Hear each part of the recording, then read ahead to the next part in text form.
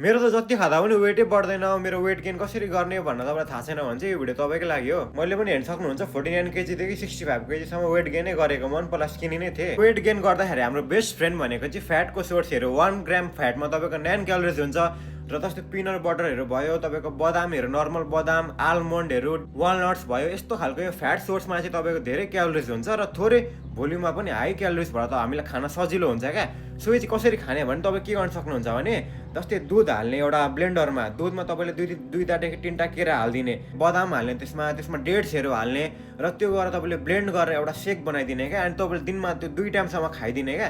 लगभग तपाईँको 4 ग्लास जति हुन्छ होला, एकचोटिमा 2 ग्लास बन्छ। यो तपाईँले दिनमा 2 चोटि खानु भयो भने तपाईँलाई क्यालोरिज पुगाउनु धेरै सजिलो हुन्छ। र प्रोटिनको सोर्सको लागि चाहिँ हामीले अन्डा खाँदा भयो, हामीले चिकन खाँदा भयो, टोफुहरू खाँदा भयो, पनिर खाँदा भयो, हाई क्यालोरी हुन्छ पनिरमा पनि। र यो सबै खानेकुरालाई चाहिँ तपाईँले दिनमा 4 देखि 5 चोटि खानु पर्यो, सबै मिल मिलाएर। र यति खाँदा पनि तपाईँको वेट गेन भएन भने चाहिँ तपाईँ अझै क्यालोरी सरप्लसमा हुनुहुन्न। यसको सोल्युसन भनेको चाहिँ अझै धेर खाने, अरू केही सोल्युसन छैन। तपाईँले लास्ट टाइम जति खानुहुन्छ त्योभन्दा अझै धेर खानु पर्यो कि तपाईँले अझै राइस एड गर्नु पर्यो, अझै चिकन एड गर्नु पर्यो, किनभने हल्का क्वान्टिटी एड गर्दै जाने, वेट नाप्दै जाने अनि आफ्नो प्रोग्रेस हेर्दै जाने क्या।